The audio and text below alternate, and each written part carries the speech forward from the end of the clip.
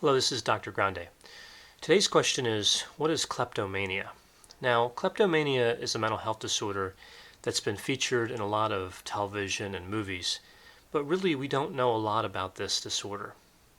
A lot of times it's confused with just ordinary theft, when people steal things from, for example, stores like shoplifting. Kleptomania is distinct from ordinary theft. There are 5 criteria in order to be diagnosed with kleptomania. The first one is a recurrent failure to resist the impulse to steal objects.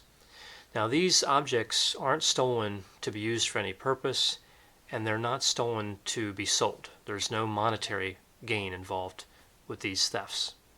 There's an increase in tension right before the theft is committed, and there's a feeling of gratification during the theft itself. Now, these thefts aren't done to express anger, to get revenge, or because of hallucinations or delusions. And the last symptom criterion is that the disturbance is not better explained through antisocial personality disorder, conduct disorder, or through a manic episode. Now, this disorder affects females to males at a ratio of 3 to 1, so it affects females more often.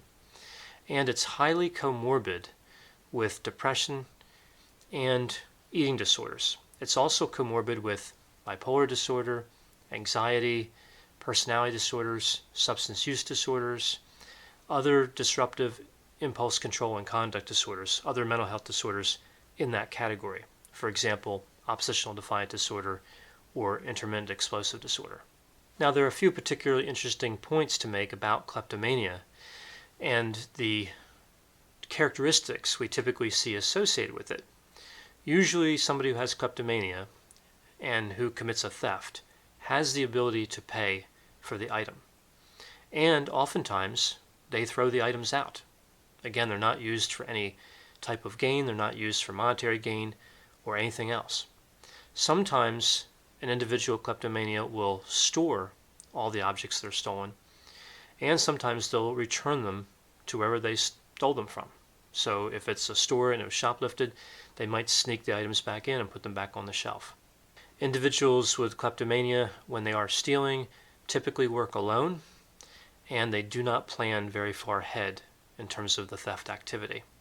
Kleptomania is a fairly rare condition. It affects around 0.3 to 0.6% of the population, and we don't really know what causes it. There are a number of theories about causation, about the etiology of kleptomania, but we really don't know.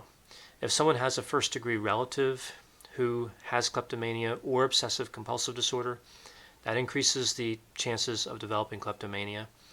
There are some theories that suggest that kleptomania is a type of process addiction, like gambling disorder, so similar to substance use disorder, but without a substance. And there are other theories that show that head trauma could be related to the development of kleptomania in some cases. So an interesting mental health disorder, one that causes considerable legal problems for someone that has it, and one that we don't really understand that well. I hope you found this description of kleptomania to be interesting. Thanks for watching.